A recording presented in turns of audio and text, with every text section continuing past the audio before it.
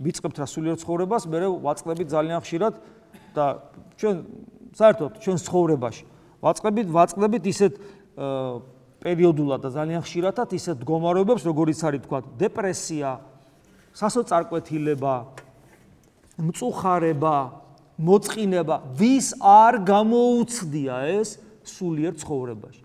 თქვენ იმიტომ გარბი ხართ ხშირად ეკლესიიდან და იმიტომ წყვეთ სულიერ ცხოვრებას და ეძლევით რას? გართობას, დროსტარებას, სასმელს, თამბაქოს, ჭორაობას, განკითხვას,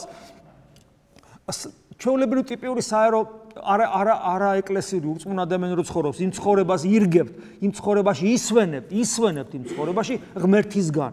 იმიტომ რომ აქ რო ხართ, გეწყებათ აი ეს დეპრესია, სასწარკვეთილება, მწუხარება, მოწყინება, მრისხანება, აგრესია, შური, ეგოიზმი, ანგარება, დაუსრულებლივ.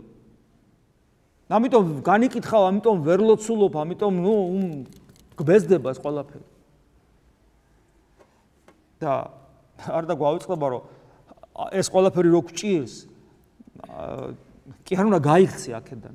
ფერიგეთ აქ ხარისხიანად უნდა იყო და გაიაზრო, რომ ამგვარი მდგომარეობის მიზეზი, იცით რაში მდგომარეობს, რომ ჩვენ ცხოვრების საზრის აქ ვართ, აქ.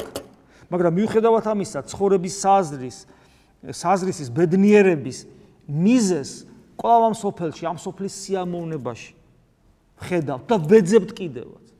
სანამ ჩვენი ბედნიერების წყარო და ცხოვრების საზრისი ამ სოფელშია. აი სანამ ბედნიერი ხარ იმით, რომ აი ამას შეიძენ, ამას მიაღწევ, ამას გააკეთებ. ამით ახარ ავსებული, სულ გინდა რაღაცა. გესმით, ყოველთვის ადამიანს ამ სოფელში რაღაცა უნდა. მაგრამ ყოველთვის ჩვენი შესაძლებლობები და ჩვენი მიღწევები ყოველთვის ჩამორჩება იმას, რაც გვინდა.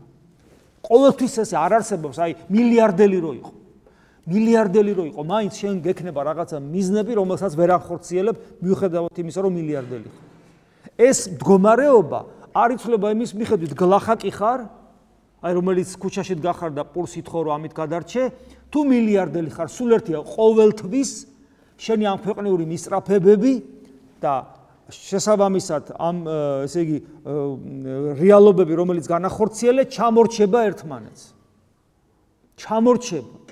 აი ეს დიაპაზონი ჩამორჩენისა. იწევს იმ უბედურებას, რაც ჩამოვთვალე, დეპრესია, სასწარკვეთილება, მწუხარება, მოწყინება, მრისხანება, აგრესია, შური, ეგოიზმი, ანგარება, ამას იწევს. აბა რა ვქნა ადამიანი იკითხავს? რა უნდა ქნა და არ ქონდეს მიზანი. რაც გაქვს, კი ბატონო, განავითარებ, აღწევ, მაგრამ კიდევ ვიმეორებ, აი ფეხსაცმლის მაგალითი მოგიტანეთ, ხო? ეს ყველაფერი შენთვის არ უნდა იყოს ბედნიერების წყარო და ცხოვრების საზრისი. ეს არის რაღაც თოხნი რა, მოკლედ რა, თოხნი. ხუთჯერ მოიქნებ თოხს თუ 10ჯერ და ხუთი კაკალი ლობი ვამოვა თუ 6, ამას არ აქვს შენთვის პრინციპი მნიშვნელობა. ნუ შენ შრომობ და აკეთებ. შენ მოვალეობას აკეთებ სოციუმში.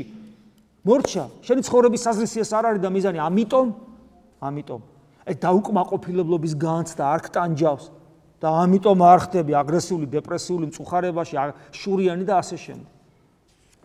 ამიტომ სანამ ჩვენს აი ვართ რა ქრისტიანები, სანამ ეს უბედურებები გვაწუხებს და აი რაც ჩამოვთვალე, გახსოვდეთ, თქვენ ჯერ კიდევ მიზნები ამ სოფელში გაქვთ.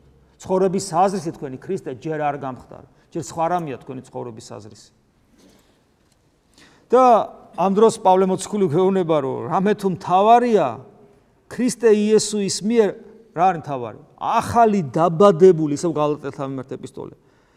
ახალი, ანუ თქვენ ახალი დაბადებული, მთავარი იცით რა არისო, თქვენ ახალი ადამიანები ხართ. და რაოდენი წესსა ამაზე დაეგნენ, მშვიდობა იმაძედა და წყალობა, და რომელიც გააცნობიერებს, რომ ახალი ადამიანი, ანუ ქრისტესია, მასზე არის ყოველგვარი მშვიდობა და ღვთისწყალობა. და მათ შორის ამ წყალობაში შედის ამ ქვეყნიური საჭიროებანი მოცემული ღვთისაგან, იმიტომ რომ ღმერთმა იცის, რომ ხორცი გვასხია, მაგრამ კიდევ ვიმეორებ, მთავარი არის ჩვენი დამოკიდებულება იყოს სწორი.